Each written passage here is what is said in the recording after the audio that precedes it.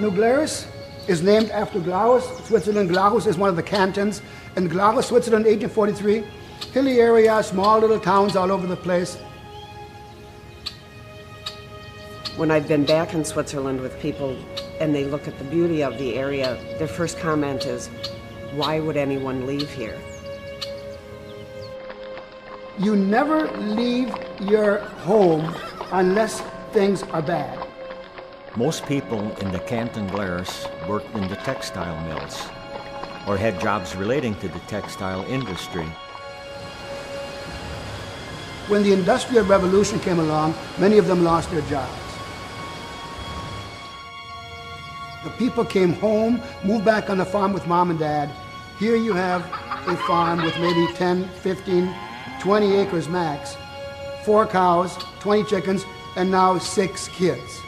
How could those 6 kids survive on the home farm? So the Glarners, the people in Glarus, decided to form an immigration society to maybe get rid of some of the pressure. Because remember, these people were receiving benefits, welfare. Finally, the Canton Glarus government agreed with this society that something needed to be done. So why don't we hire 2 guides, go to North America, go to the Northwest Territory, buy some land, and set these people up with farms, because we know the land is much, much cheaper in America. The government realized that it would be much more beneficial to actually support and subsidize their travel to the New World. They came here looking to survive, find a new life. These 2 scouts got to New York. They scouted around in the Midwest, down in Indiana, over in Illinois, and finally they got down to the St. Louis, Missouri area. So they were advised to go north to a territory called Wisconsin. And once they got to Mineral Point, they were advised to go east about 30 miles. There were trees there for building their homes, farmland, a stream going by for fishing, setting up mills. This is it. This is what we're going to buy. They purchased this land from the federal government. They got it for $1.25 an acre. So in the spring of 1845, a group of nearly 200 people, men, women, and children, decided to go to the United States. You're in the middle of Europe. How do you get to North America? There's one river that flows north, and that's the Rhine River. They went up through Germany on the Rhine River by steamboat up to the Netherlands and at Amsterdam and Rotterdam. And then from there, Rotterdam to get to North America.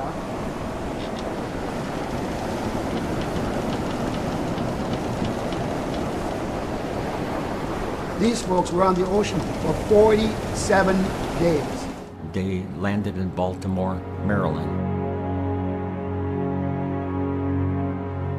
They didn't know where they were supposed to go when they landed. They went down the Ohio River by steamboat. And of course, the Ohio links up with the Mississippi, because their goal yet was to go to St. Louis. And in St. Louis, they found that their guides had actually gone to the Northwest Territory. So they went up to Galena, Illinois. And then Mineral Point was the land office, and that's where they found their guides were. And from Mineral Point, they walked. They walked over to what we call New Glarus and arrived here August 15th, 1845. They got here in August. They couldn't raise crops anymore. When they went by Mineral Point, the land office, they saw the Cornish miners digging into the hillside, because that's why we're called the Badgers. So what did they do the first year? They dug into the hillside and lived and survived. Sure, they built some cabins, but they survived the first winter by hunting and fishing and living a pretty frugal life. But life was still better here than it was in Switzerland, because here they could hunt and fish and kind of do their own thing and survive. It was one of the more milder winters. That was another fortunate thing. The following spring, everyone was allotted a piece of land in town, which became the Glarus.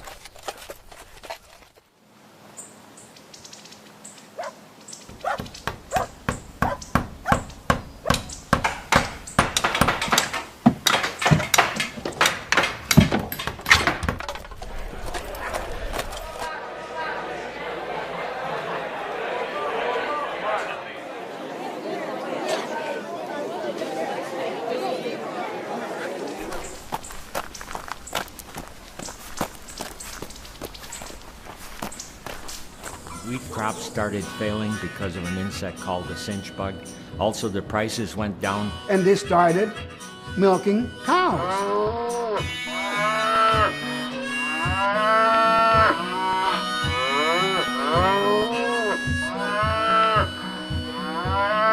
Well, 1845, 1847, 1848, no refrigeration. What are you going to do with all that milk? You can't drink it all. You preserve milk by making cheese. So they were pretty much ready for this man who came from Switzerland. He was a cheesemaker.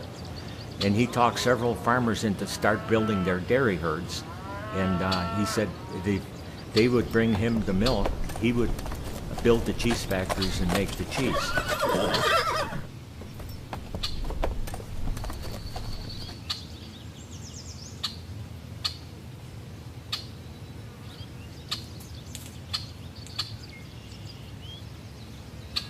The Swiss cheese industry started here, and the Swiss were the ones who are responsible, I think, for making Wisconsin the cheese state.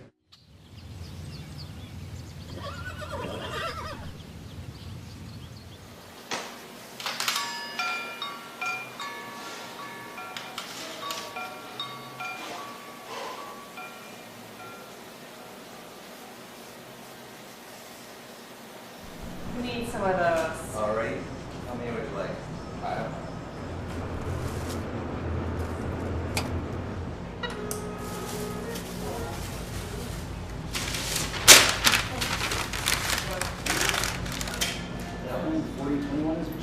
Thank you very much. Thanks a lot. Appreciate it.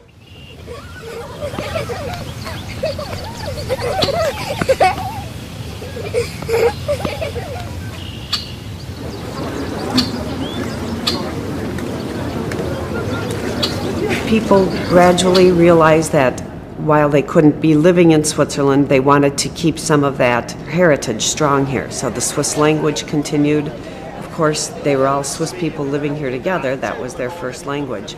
Newspapers were printed in Mit der Maschine, dann bist du die Ämste drin, dann musst du da schauen, dort schauen. Du wirst mit einer Kuh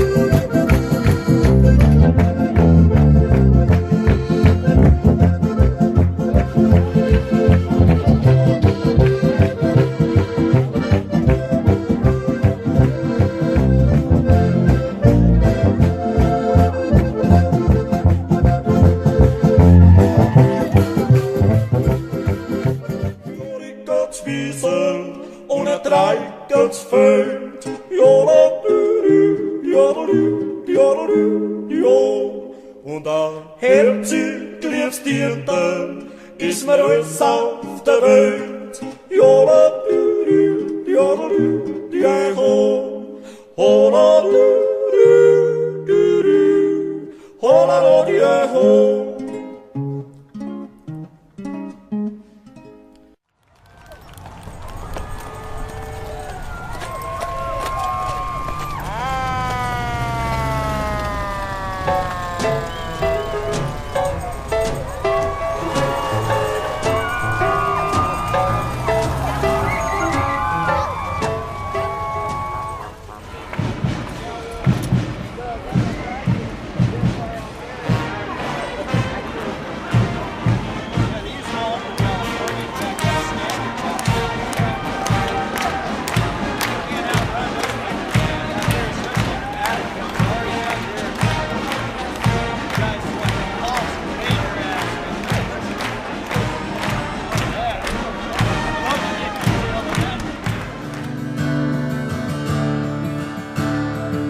In 1938, Edwin Barlow, who was a gentleman who was raised here, spent a lot of time in New York and was involved in the theater in New York.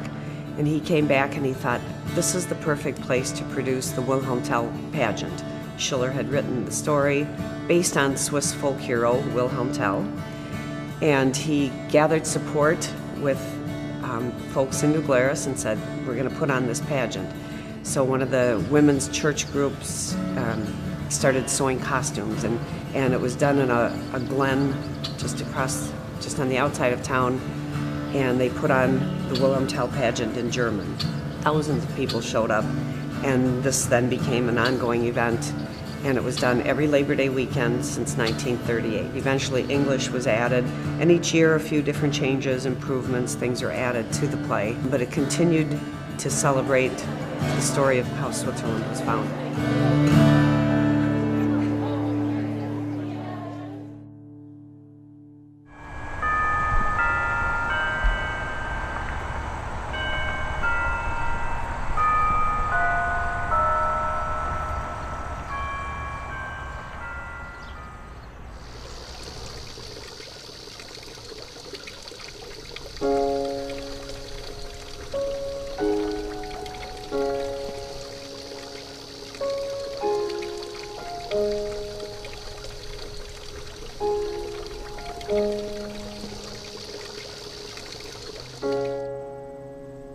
It's not county run or state run or village run. It's just a group of people that are flat out interested in keeping this going.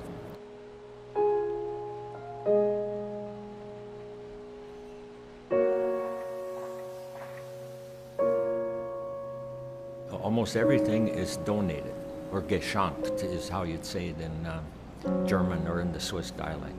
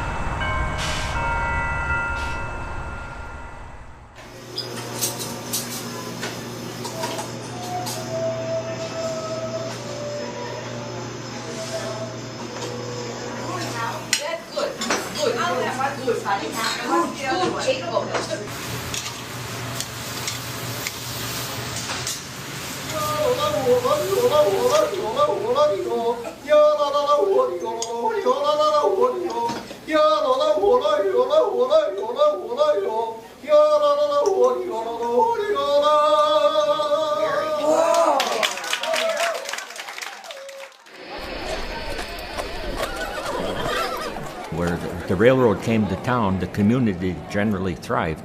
If the railroad didn't come to town, so many communities would kind of wither away. And the railroad that came here came in 1887, and it was a spur. The engines in those days, the steam engines, would be turned around on a turnstile, or turntable, I should say. The earlier years, they would have passenger trains too.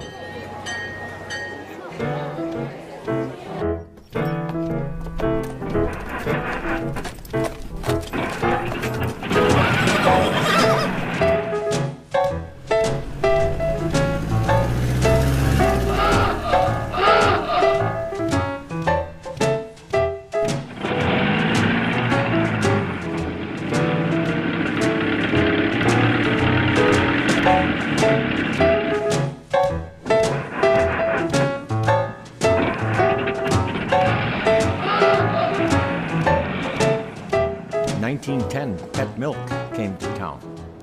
Once Pet came to town, they could pay more to the farmer for milk than the cheesemakers could. The milk would be sort of cooked, so to speak, and it would evaporate. In World War II, many trainloads went out of New Glarus with Pet Milk because it went to the military in Europe and in Asia, South Asia, and so on. And it really played a big role.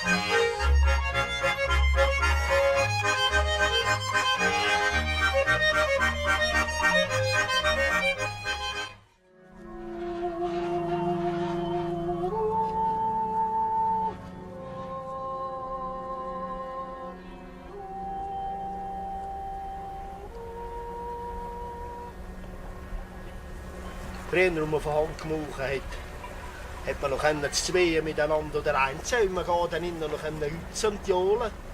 Und heute mit der Maschine bist du ja, im Stress, du musst da schauen, dort schauen. Und du musst mit einer Kuh ausmauchen und du hast einfach keine Zeit mehr für das. Hol, sa. Oh, ja, Banta Knoll.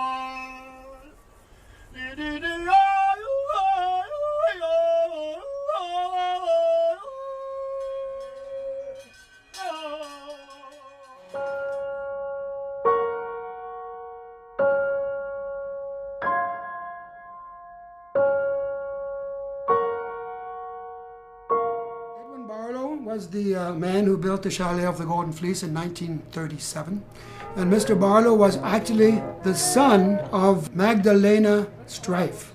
So that's his Swiss connection. He originally wanted this building to be used as kind of a reception center for New Glarus because Mr. Barlow started the Wilhelm Tell play in 1938. And if you see the guest list, he invited the president, he invited the governor, and he felt our Swiss heritage is very unique, and New Glarus is the only Swiss town in the entire United States that was officially begun by a governmental entity. And it's very unique because the Swiss, although they are Americans, are proud of being Americans, but they don't forget their Swiss heritage.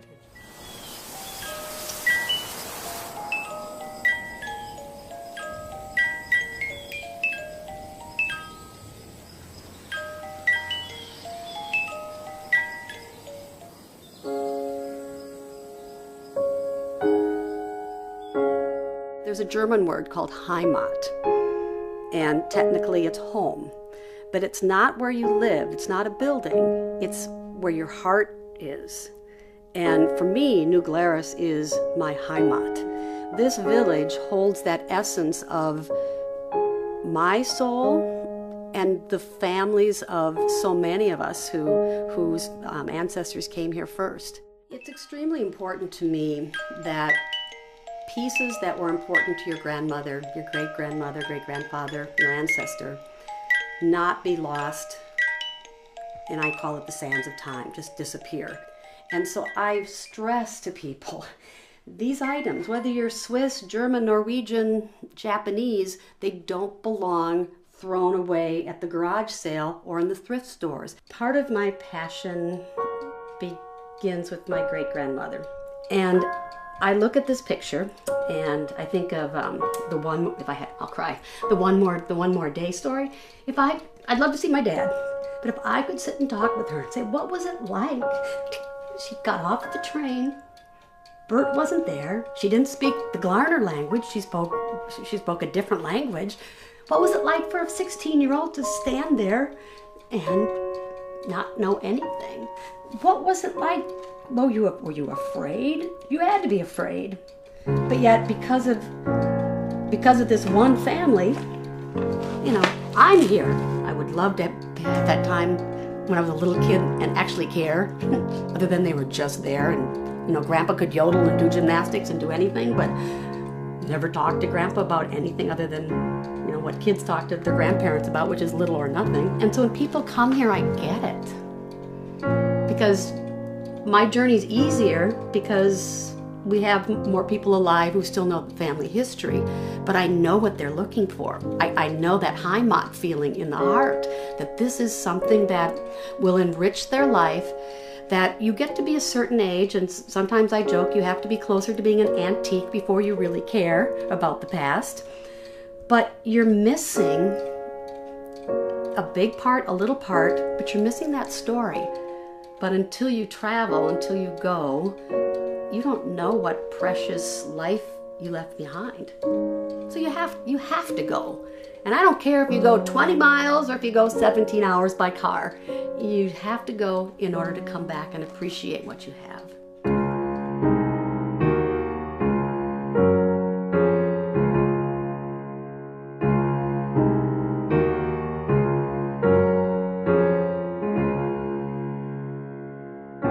What would you take?